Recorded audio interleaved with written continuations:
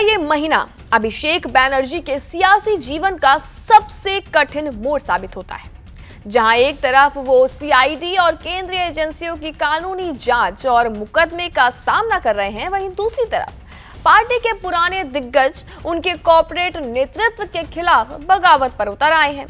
पश्चिम बंगाल की राजनीति में ममता बनर्जी के बाद जिस नेता का नाम सबसे ज्यादा चर्चा में रहता है वो है अभिषेक बैनर्जी। टीएमसी के राष्ट्रीय महासचिव, लोकसभा सांसद और पार्टी के भीतर सबसे प्रभावशाली युवा चेहरों के रूप में उन्होंने पिछले कुछ सालों में अपनी अलग पहचान बनाई। लेकिन जितनी तेजी से उनका कद बढ़ा है, उतनी ही तेजी से उनके इर्द गिर्द विवाद और असहमति की राजनीति भी विकसित हुई है। पिछले एक महीने में टीएमसी के भीतर जो उथल पुथल देखने को मिली है, उसने अभिषेक बैनर्जी की भूमिका को एक बार फिर से बहस के केंद्र में लाकर खड़ा कर दिया है। पार्टी के भीतर विद्रोह, सांसदों और विधायकों का असंतोष और वरिष्ठ नेताओं की नाराजगी ने ये सवाल खड़े कर दिए हैं कि क्या अभिषेक बैनर्जी टीएमसी के भविष्य की सबसे बड़ी ताकत हैं या फिर वही पार्टी के भीतर उभरते तनावों का सबसे बड़ा केंद्र बनते जा रहे हैं।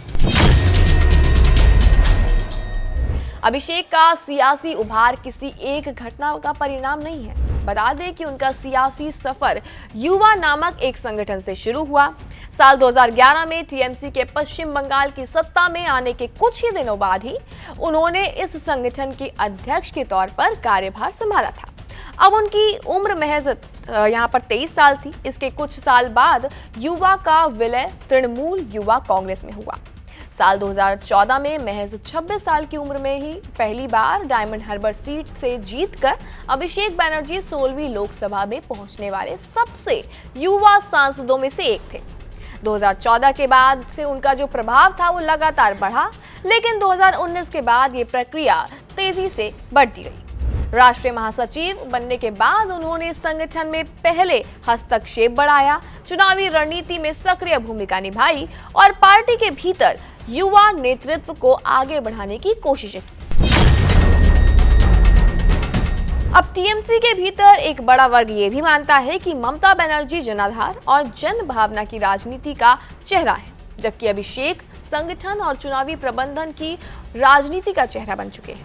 दरअसल बता दें कि बंगाल की राजनीति में पिछले दशक के दौरान चुनावी लड़ाई का स्वरूप बदला है। बूथ प्रबंधन, डेटा विश्लेषण, सोशल मीडिया और माइक्रो मैसेजिंग की भूमिका बड़ी है। बता दें कि अभिषेक को इसी नए राजनीतिक मॉडल का प्रतिनिधि माना जाता है। यहाँ आपको ये भी बता दें कि राजनीति में प्रवेश करने से पहले अभिषेक बैनर्जी 2009 में Indian institute of planning and management यानी कि IIPM से ह्यूमन रिसोर्स और मार्केटिंग में BBA और MBA की डिग्री हासिल कर चुके हैं। उनके समर्थकों का तर्क ये भी कहता है कि अगर टीएमसी को ममता बनर्जी के बाद भी प्रासंगिक बने रहना है तो उससे ऐसे नेतृत्व की जरूरत होगी जो पारंपरिक जनाधार और आधुनिक चुनावी प्रबंधन के बीच संतुलन बना सके। टीएमसी के भीतर कई ऐसे नेता हैं जिनकी पहचान सड़क के संघर्ष और संगठनात्मक मेहनत से बनी। वो उस दौर के नेता हैं जब पार्टी सत्ता में नहीं थी और कांग्रेस तथा इसके अलावा लेफ्ट दोनों के खिलाफ लड़ रही थी। इन नेताओं का एक हिस्सा ये भी मानता है कि पार्टी की निर्णय प्रक्रिया पहले की तुलना में काफी ज्यादा अधिक केंद्रीकृत हो चुकी है। संगठन में कुछ नए चेहरों का प्रभाव तेजी से बढ़ा है, जबकि पुराने नेताओं की भूमिका सीमित भी हुई है। यही कारण है कि पिछले कुछ सालों में जब भी पार्टी के भीतर असंतोष सामने आया, उसका केंद्र किसी न किसी रूप में अभिषेक बैनर्जी बने रहे हैं। ये जरूरी नहीं है कि हर शिकायत सीधे सीधे उनके खिलाफ रही हो, लेकिन अधिकांश राजनीतिक संकेत उसी दिशा में जाते हैं, दिखाई भी देते हैं। यहाँ आपको बता दें कि कई क्षेत्र दलों में नेतृत्व के खिलाफ विद्रोह सीधे शीर्ष नेता के खिलाफ खड़ा होता है, लेकिन टीएमसी में लंबे समय तक ऐसा नहीं हुआ। यह असंतोष का बड़ा हिस्सा मानता है कि ममता बनर्जी को छोड़कर अभिषेक बैनर्जी की भूमिका पर केंद्रित रहा है। बता दें कि मई 2026 के विधानसभा चुनावी झटके के बाद टीएमसी के भीतर जो घटनाक्रम शुरू हुआ, उसने पार्टी को अभूतपूर्व संकट में लाकर खड़ा कर दिया। कई विधायकों ने नेतृत्व पर सवाल उठाए। बाद में पार्टी के भीतर असंतोष का दायरा बढ़ता गया।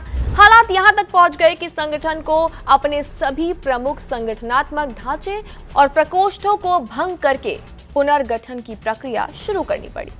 राजनीतिक तौर पर यह एक असाधारण कदम है।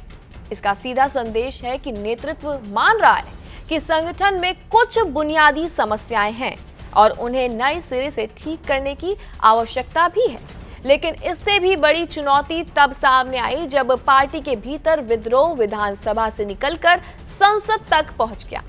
इस पूरे घटनाक्रम में एक बात बार बार सामने आई कि असंतुष्ट जो नेता हैं, उनका मुख्य निशाना ममता बनर्जी नहीं है, बल्कि अभिषेक बनर्जी थे। कई नेताओं ने आरोप लगाया कि पार्टी में आलोचना की गुंजाइश कम होती है। कुछ नेताओं ने इसे केंद्रीकरण का परिणाम बताया, तो कुछ ने नेतृत्व शैली पर सवाल उठाए। यहीं से ये बहस तेज होती है कि क्या टीएमसी के भीतर वास्तविक संघर्ष विचारधारा का है या फिर नेतृत्व के उत्तराधिकारी का।